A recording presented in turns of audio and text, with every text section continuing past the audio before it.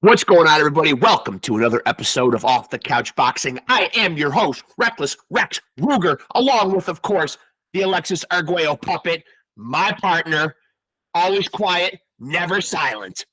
This is another episode of Off the Couch Boxing, and it's a good one. I'm very excited about this one, so let's get down to it and chop it up with our guest, and it's going to be another knockout. Just what you would expect from Off the Couch Boxing. There he is. Do we got you? Can you hear me okay? I can hear you perfect. Can you hear me? I can hear you good, yeah. Awesome. I'm glad to hear you. I don't want that smoke. Relax. Put the hands down, man. Hey, first of all, man, how's everything going? Good? Everything's doing okay. Thank you. I really appreciate that. Family's good. Mama's taking care of everything right there, and we're good. Hey, a couple of years ago, man, when everything went really crazy with COVID, man, how did you and your family hold up through that? Did anybody get sick? Yeah, I mean, all of us hit it, man. Talking about me, it got back to the spot of it when you get hit, in the fights, and you can't think to think. Yeah, that's what, man. It was tough. It was tough. Yeah. We lost some family members, man. It was. Man, it was tough. Yeah. So. Just got to take care of ourselves and do as much as we can to be healthy at all times and just watch all the sickness that's still happening. It's still happening to today, man. So a crazy time in history, though. It's going to be remembered as really crazy. It's just nuts how things happen. I think it's something that all of us should be waking up and going, okay, hey, something's happening, so we got to make a change. Right.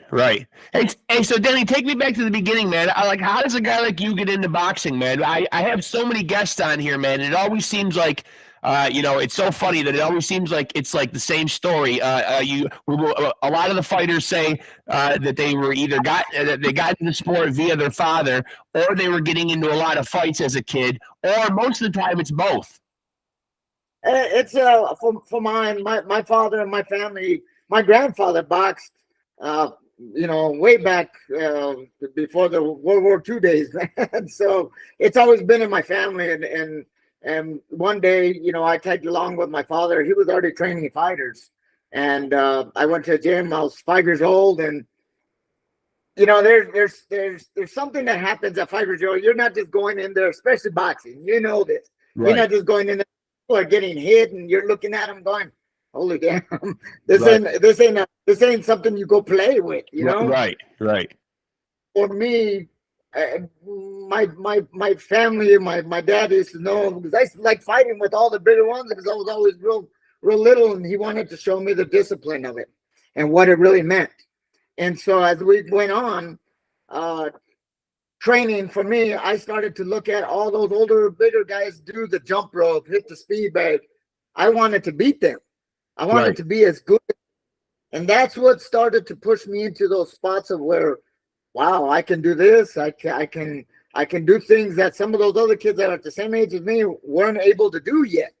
It started to click pretty quick. And for me, what I feel, God gave me the ability to box and learn all those little techniques that that are extremely difficult, and you have to have discipline. And so at that age that I was able to do that, there was a lot of people that my coach, which was my father, all the way from Manuel Stewart to all those guys, started to look at me and go, man, we have a little something, so you got to push it. And that's, for me, it took off from right there. And was there a guy, because obviously, man, like when you're a kid and you're starting out in a sport, all of us have those heroes, those guys we put up on a pedestal. Who was that guy for you in boxing?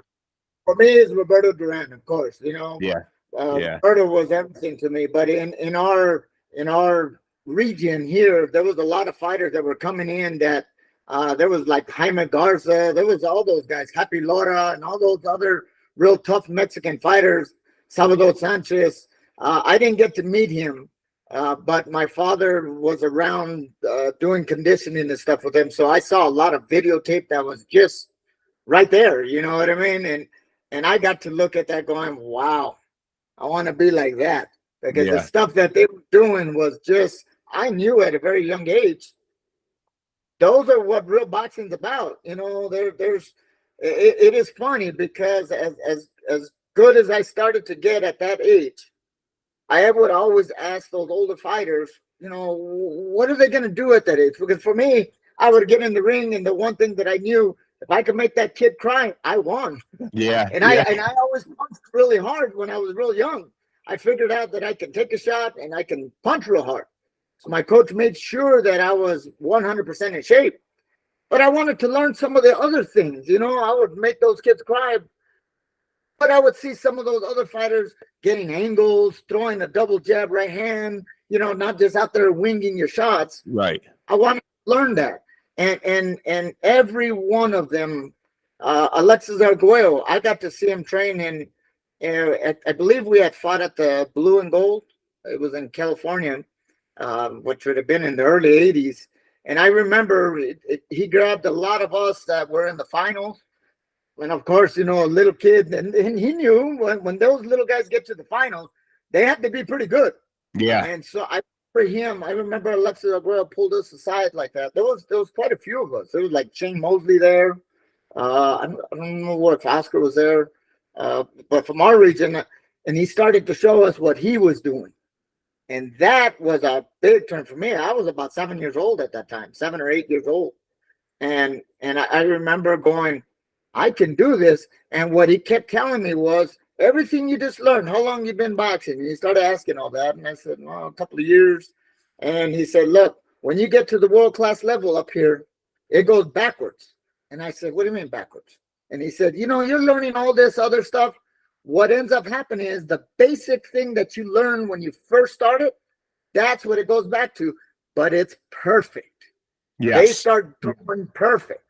And I learned that in a quick second, that when we got to those upper levels, they were that good, but just pure basic. You know, there ain't many guys out there throwing all these combinations to hit. For me, you know, I knew when I got you hurt, you were going to go to sleep, and it was one shot. Yes. And you have to perfect it to get it in there. You know, some parts you do get hit with shots that were, you know, they're throwing a lot of that, you know, PDP pat stuff that really ain't doing much. You got to make it count, and that's where I learned all that from. So I'm sure you can appreciate, obviously, back here in the background, you can see my Alexis Arguello puppet. Totally, that's what I was looking at right there, baby. Yes, that is beautiful. You know, I got to, as our careers, or my career, you know, started to flourish, you know, I got to be friends with all those great guys that I had been looking up to all those years. And it made something for me that some parts you're trying to emulate what they're doing. Right. That was an important thing. When I was 14 years old, I won the AAU Nationals. We were at the training camp in, I believe it was Miami, and Duran was there. He knew more of my father at that time more than I was, but he had already known that I was doing things. And he told me, he said, remember that. Yeah, you can emulate all these fighters, but there's only one you. There's only one Roberto Duran. Yeah. And I remember that stuck in my head, and I was like, okay, yeah, I could kind of do this and that, but this is what I do. Right. Right. And I tried to, in my career, to perfect that. And I do make light of the fact that I have an Alexis Arguello puppet back here. But in all seriousness, no, I think what made Alexis Arguello so great is a lot of the same things that people come on here and praise Muhammad Ali for. Not only a great champion, but a great, great guy in and out of the ring, though. I mean, and he stood for so many things, you know? Absolutely. The person that won, I remember Jose Torres told me this a long time ago. He said, there's a character that you have. Now, it depends which one you want to use. There's a lot of them that have, you know, but find the one that you really feel comfortable with and be that. Yeah. You know, all boxers and all these great world champions are good people, man. They would give their shirts off your back, you know, off their back. And they're very giving. They're very giving. I've always been like that all my career. And so in my boxing career, I had always been that. When you're in the ring with me, I'm there to try to knock your head off, because I'm fighting for much more than just what we're here to do.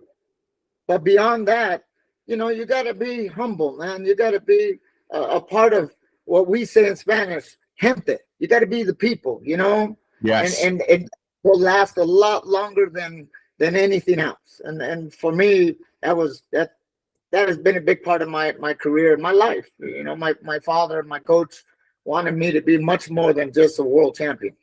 Now, how much are you following the sport these days? Are you still an avid fan of the sport? And the second part of that question is, the guys that are currently doing it right now, who are you a fan of? Is there any boxers out there that are doing it today, that are going to fight, where you say, Danny Romero says, wow, I got to tune in and see this guy. I love what this guy does.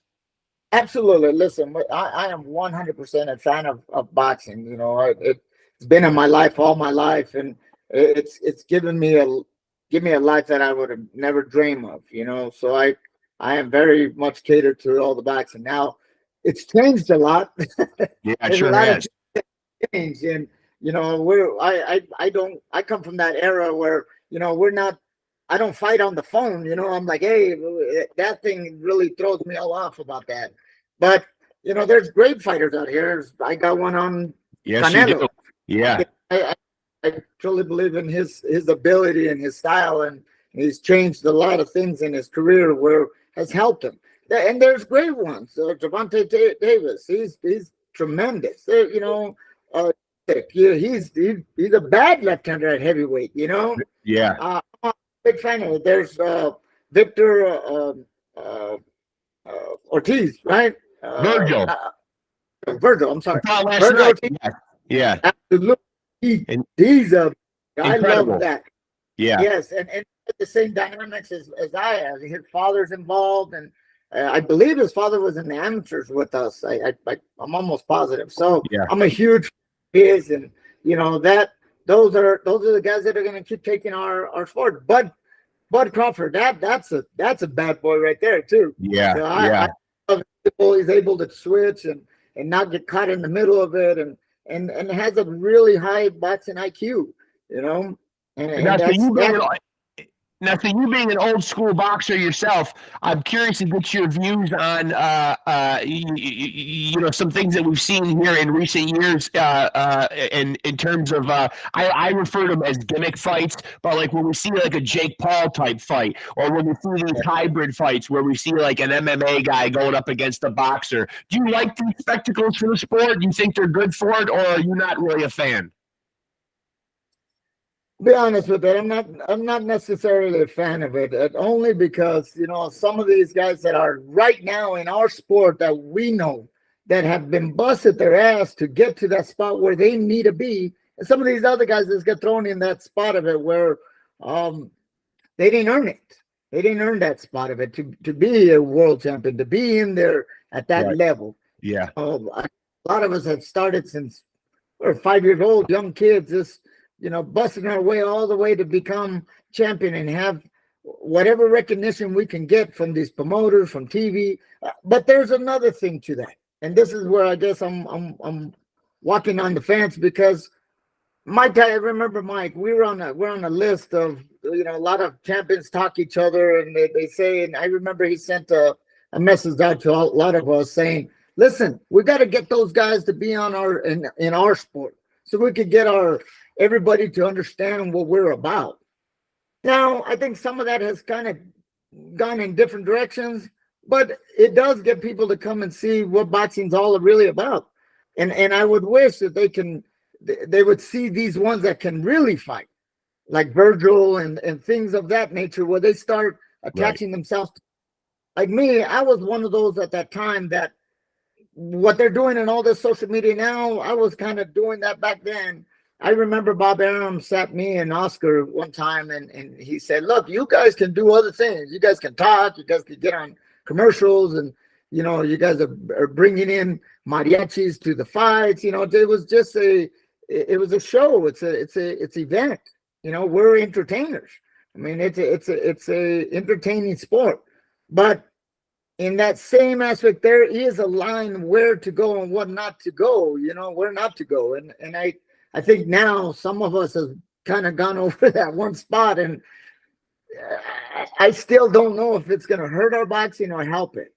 Yeah, that's a good point. Yeah, and so I'm sensing that where do you stand on the role of the internet in boxing? Obviously, as you alluded to, we see lots of guys taking to Twitter, taking to Instagram, taking to social media, and that's kind of become the way that the trash talk happens nowadays. Are you a fan of the role that social media and the internet has in the sport? No, I am not, because I come from that spot of it where, if somebody was talking some shit, people started fighting right there. Right. It wasn't a get it on a phone and I'll send you a message and things of that nature. I'm still trying to get used to that. My kids, they tell me it's all about social media, and I go, not when you get in there. When somebody's looking right at your eyes and is fighting for more than whatever social media or likes or any of that, they're trying to take care of their family. There's all that whole thing. That to me is still the basis of boxing. I remember when I fought Harold Gray. Harold Gray was a great world champion at that time and had beat a lot of guys. But when he came and fought me, because I had the name at that time, he thanked me after the fight. I knocked him out in the second round, but he thanked me because what he was able to do with the money that he earned for fighting me, he was able to buy a apartment complex and take care of his family, his kids. And, that really opened up my eyes at that time, because again, like I told you, I was doing stuff then that all this new social media guys that were kind of doing. And I look at that going, man, there's still them out there still trying to do that, still trying to take care of the families. Sure. So this talking from afar, get up in there and let's do it. I mean, you got the ability, let's go fight it. Yeah. Now you have a lot of 45 wins throughout your career. You got so many names on your resume. But was there ever a fight that you wanted to have happen that didn't come to fruition? Was there anybody that's missing off the resume? And who would that have been? Was there a big fight that you would have liked to have seen happen in your career that just fell through? Of course, there was many. I mean, there was the great Marco Antonio Barrera. There was talks about that. There was Prince Nassim Mohammed. We were close to fighting. There was I had fought in Vianney Bungu, and we were supposed to fight after that. So there is a few. But for me in my life, I look at it going, I had a very great career. In my time, I was the name for my little stuff there. So who fought me was. I was on their resume, and so that for me makes me feel pretty good about that, because I did something. I became the first American flyweight in 64 years to win the flyweight title. That was a big thing for me in my career. That was very historic. I remember, and I was the first fighter at that time I think it was 126 pounds that was featured on HBO, and things of those were huge in my career. Now that I look back on it, at that time, things are going fast and they're always looking for more and fighting other fighters. And of course I wanted to try to show my skills to the world and against other great fighters. I mean, there was many of them. Now you talk about the flyweight title, but you've competed at other weights. For you, where do you think your strongest weight was? Like, where did you feel like you did your best work? I think 122 pounds was good for me. I mean, there was in the amateurs, I fought at 125 and went down to 119. It was just my youth. I was very young, and I became champion at 20 years old, and there was a lot of things that happened that didn't let my body grow in certain ways. Not complaining. Listen, I had a tremendous career, but there was a lot of things that I believe that I stayed a little bit too low for a little bit too long, and I didn't get to explore where I wanted to explore. I think where later on when I started to fight at 126, I started to feel real comfortable. I was able to move around a little bit more, show a little bit more of my ability, what I had. Everybody knew that I could punch, and that was exciting. It's like the car racing. You don't go to see them just go around. You want to see a crash. You want to see something crazy. Yeah. So for me in my career, that's what I came to do. I came to either knock you out or you're going to try to knock me out. I mean, that was my game. I mean, no matter what. Now, I'm sure a lot of people are going to remember, obviously, and I would be remiss in this interview if I didn't bring him up because, he is synonymous with you. You're synonymous with him. Your Albuquerque, New Mexico, well, I guess for lack of a better word, rival, Johnny Tapia. Rest in peace, the great Johnny Tapia. So much was made about, you guys are friends and then you're bitter rivals and this and that. But when it all comes down to it, man, where do you stand on the whole Johnny Tapia rivalry? Listen, Johnny was my friend. My father trained him, and of course, during the fight, we wanted to kick each other's ass. Right, that's what. And there was a little bit of bad stuff here in our own home state because it kind of separated everybody. There was the Danny fans and then the Johnny fans, and ultimately later on, everybody got together and understood. Listen, this is sport. We were trying to be whoever was the best, and during the fight, he won. I mean, he beat me, and he did everything possible. I always tell people when they go and start telling me certain parts of, it was a great boxing match and things of that nature. I said, absolutely. Johnny did exactly what he needed to do. I didn't adjust. He beat me. I got the L. He became a 2-time champion that night. He was a better man, and I felt like I gave everything that I could. There's always something that, could have been adjusted. That's why I was trying to get the rematch, but it didn't go through, and we were friends even afterwards. So, it was no big deal. We this is the way I look at it. Two great champions went in, and two great champions still came out. We're into that. We in Mexico the best way that we could. We put it on the map, and we didn't really show.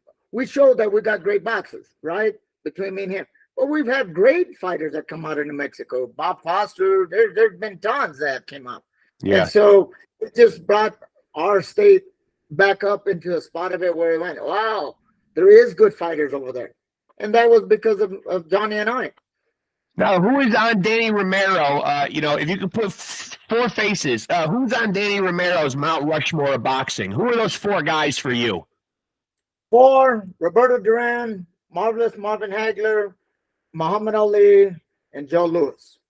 Okay. Now, I don't think anybody in their right mind would argue with any of those choices. You obviously explained a little bit about Roberto Duran.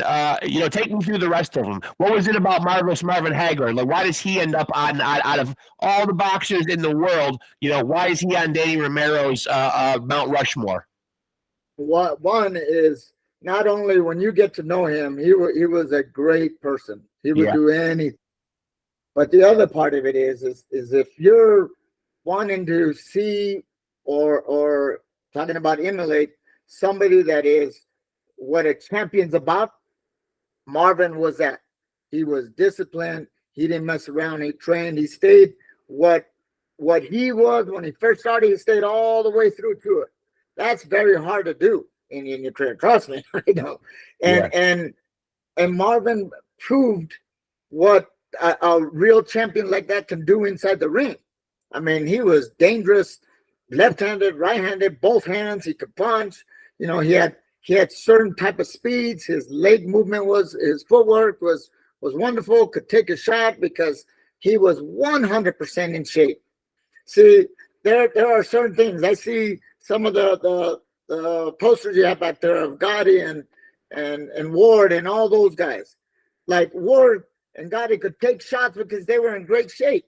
Yeah. A lot of these young kids they think, oh, I could take a punch. And no, go back to the history of what Marvin did.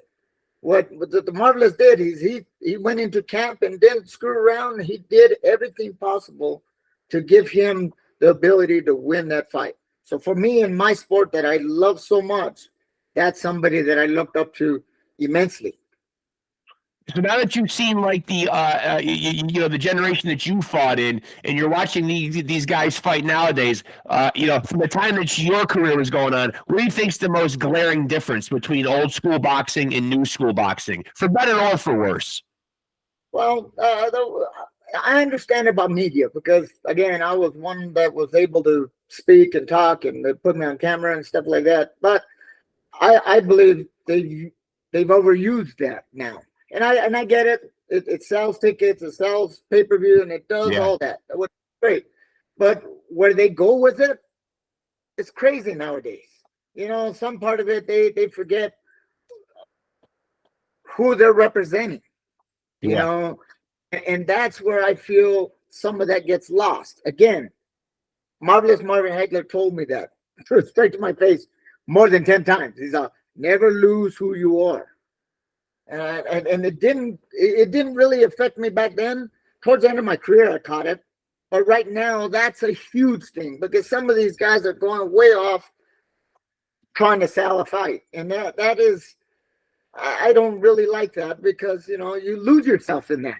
Because when their game is over with that, it's over. It's amazing how some of those things happen, you know. And then if you did something valuable and you did right by your sport, then it comes back around. That's where I have been feeling a lot of that in the last few years. And I look at that going, these young guys now, that what they're doing, they got to remember that because it'll go away as fast as it came. Now, what about mental gamesmanship? Like we saw last weekend, a huge upset, you know, for lack of a better word. I don't know. It depends on, I guess, you know, who you favored in the fight. But I think most people would say Devin Haney was probably going to beat Ryan Garcia. And he did not. And there was so much made up, or you know, so much made about the buildup to the fight. Ryan Garcia's antics. Has this kid lost his mind? Is he slipped back into some mental health issues? And then it seems like it was all just a big ploy. It was all just him kind of trolling us, you know, kind of making people believe, you know, public perception is very strong that, you know, hey, he's having issues and problems again. And then it turns out he comes into the fight and he's very focused and he gets the job done. You know, is that a good use of social media? Is that a good ploy? Is that a good tactic? Or is it taking it too far?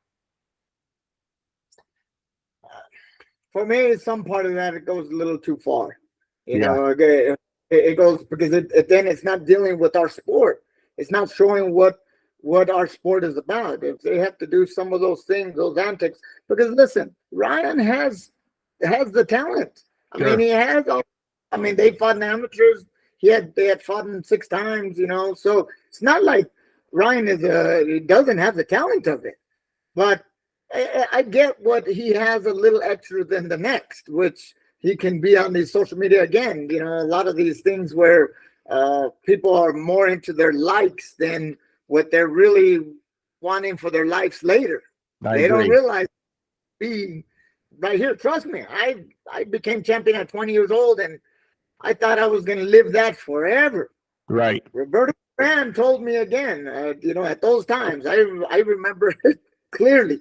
When he went right to my face after I became the first time that my first world title, and he said, remember, all this money and all this stuff that you're doing right now, you're going to have to save it to take care of you by the time you're 40. 40 already passed, baby. I'm coming up on 50. So, you know, it goes extremely fast. And if you don't pay attention to that, I have friends in other sports that tell me the same thing, the NFL, the NBA, same thing. And they'll lose themselves in some of those, and that's not good. You know, it's not a good thing.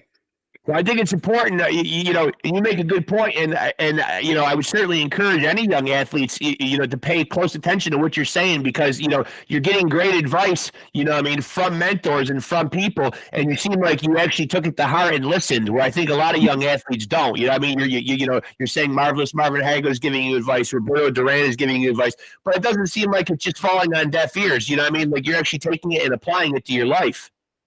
Don't get me wrong. There was a lot of times in those, you know, when we were getting those big paychecks that go, whoa. Yeah. There was one very important person in my life that was equally probably more than even them, which was my father. Which was all my life. He trained 6 other world champions other than me, so he was, you know, he knew it. Matter of fact, he trained Johnny too. Yeah. So we had a very close relationship in that aspect of it where he was able to. There was many times we'd be messing around and we would be watching other people fight and we'd be down there gambling and all, my coach, my pop man would come over there and grab the money and pull it and go, hey, let's go. And that saved my career. As bugged out as I did, as some of those things happened.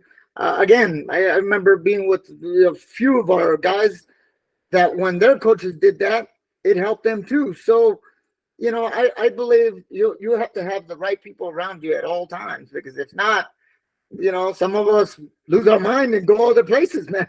Without a doubt. And we've seen it happen. Yeah. I mean, you know, unfortunately, we've seen it happen. Now I got to bring up Canelo. You're sporting a Canelo shirt. You know, I'm interested to get your opinion. Obviously, Canelo has had great success in the sport. He's punched his own ticket. He could retire tomorrow, you know, and I don't think anybody would question his legacy.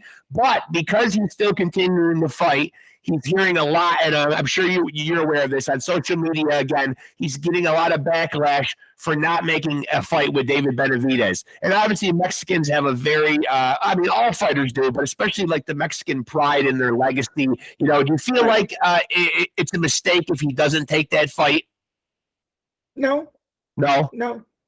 If it doesn't happen for him, I mean, of course, you know, the first part of when he's not around in boxing no more, they'll talk about it, but it'll subside. You know, 5 years after all that, look at, he's one of the greatest Mexicans to ever come out of there. So, you know, that his ability will outshine all those. And don't get me wrong, David Benavidez is a badass. You know, he's the monster, man. He does have all the ability. I know of them extremely well. They're right here close to us here in New Mexico. In their stuff, and I've known about them for a long time, and tremendous fighter. And if they would fight, it would be a hell of a fight. And in that aspect, that's why I tell you, you know, Canelo doesn't have nothing to prove, but if he takes the opportunity to do it, then great for us, And if he doesn't, great for him. And this is what I do tell him: look, he got to take care of himself. Don't worry about what anybody else is telling you, because they're not getting in that ring. And they, most of those people that are haters like that, they won't be around after your career anyway. Right. Good point. Yeah. And so I also want to ask you, and I'm sure that the people watching this, you know, would like to know your own life after boxing. You know, I mean, catch people up to speed on what you're doing now and what life after boxing has been like for you.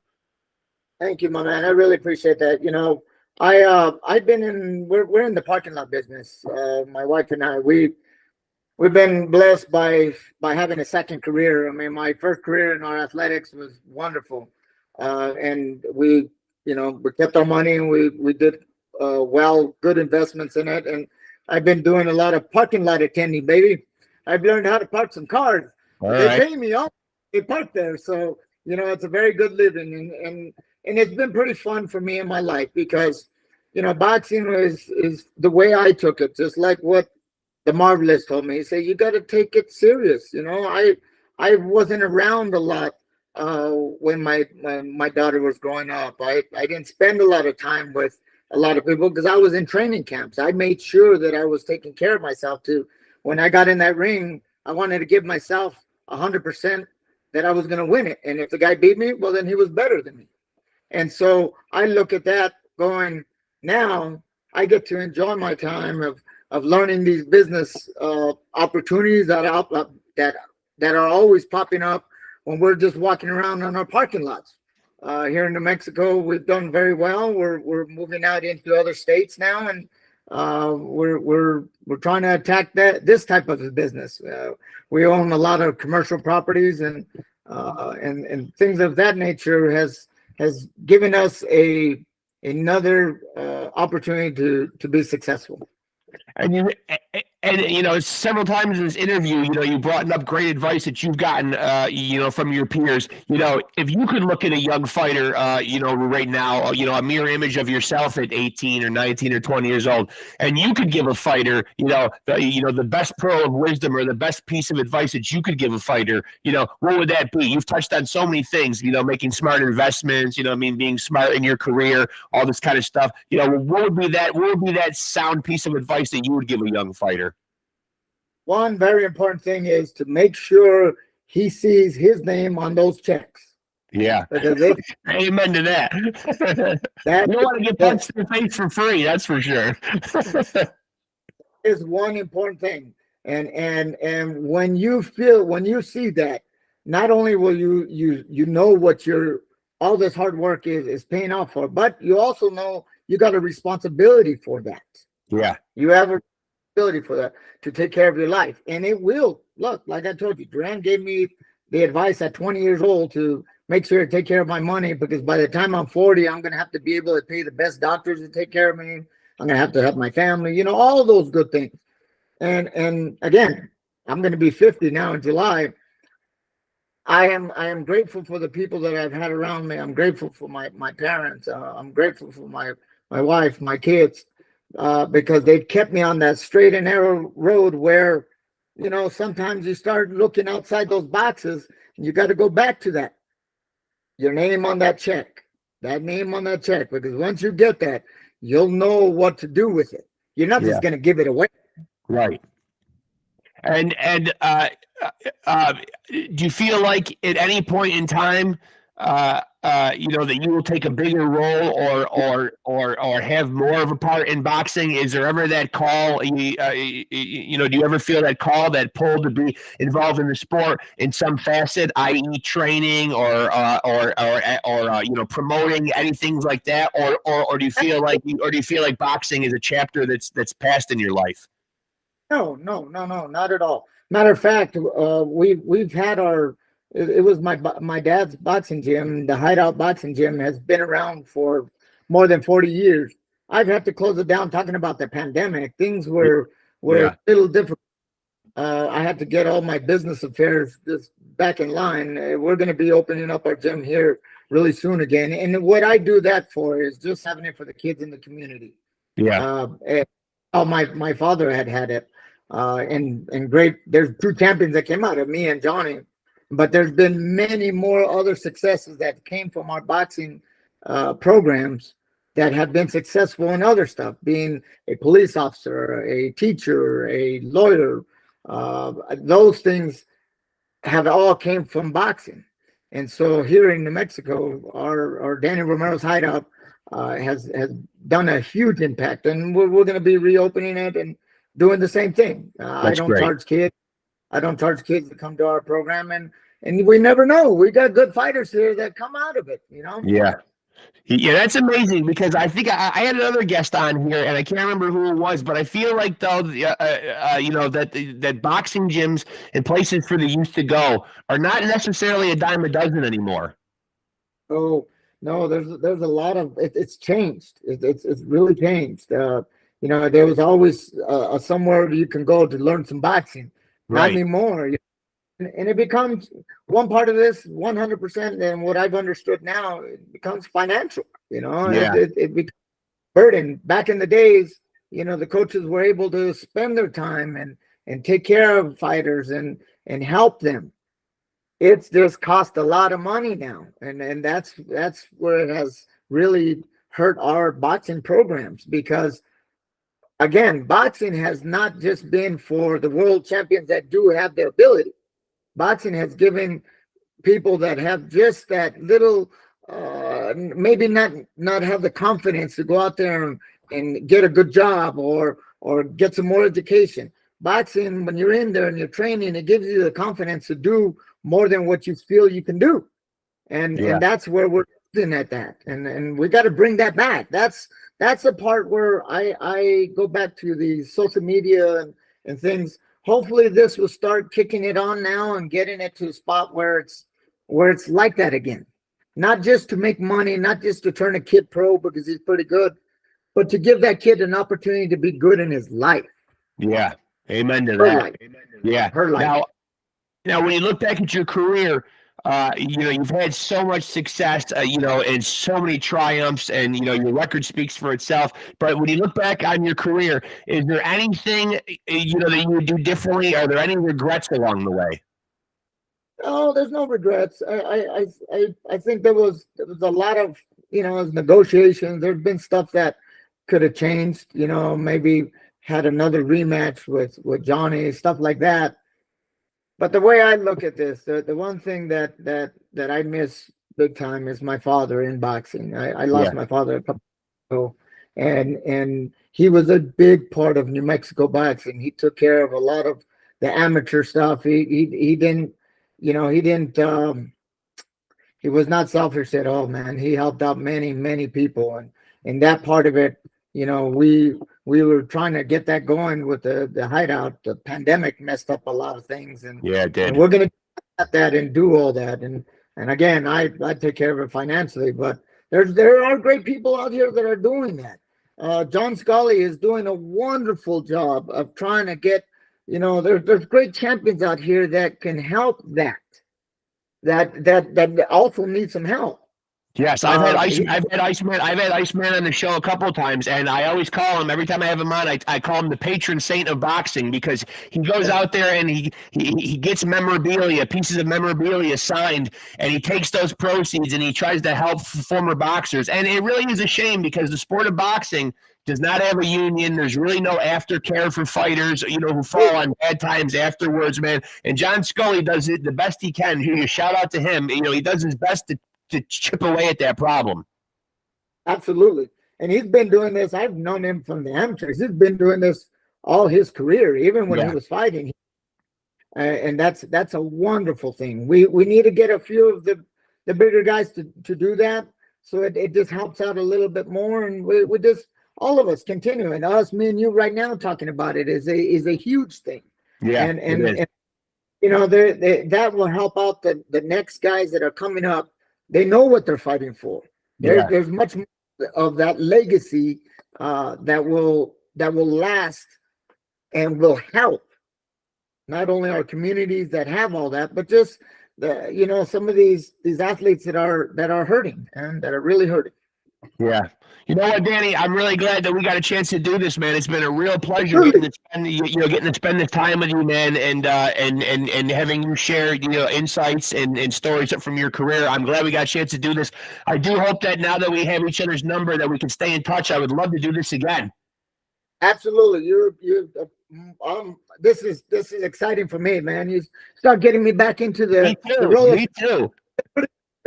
So yes, absolutely. Let's keep doing that. Let's keep giving the right word for boxing. You know, putting up things for boxing, and that is great for the next generation.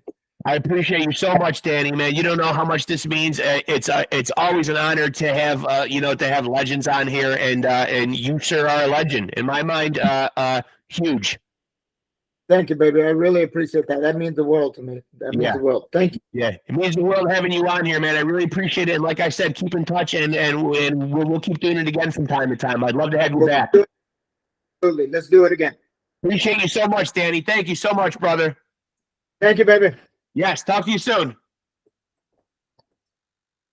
There he goes, folks. That is a bona fide legend right there. That is Albuquerque, New Mexico's own. Stand up, Albuquerque, New Mexico.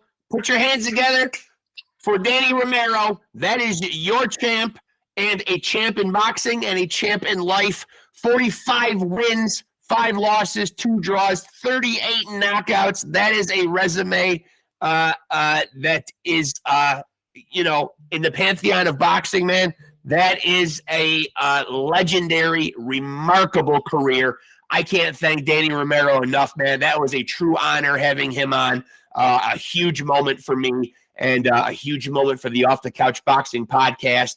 Again, having legends on here just never ceases to amaze and humble me. When these guys pop up on the screen here, man, it's a huge moment. And from the bottom of my heart, thank you so much, Danny Romero. Alexis Arguello got brought up in there, so that made him very happy. You can see he's smiling. At least I hope you can tell he's smiling. That meant a lot to him to hear his name shouted out and his praises extolled. So that's always a good day. That's a win-win. A great interview, and Alexis Arguello gets brought up. So, hey, nothing better than that, man. So I got to thank Danny Romero.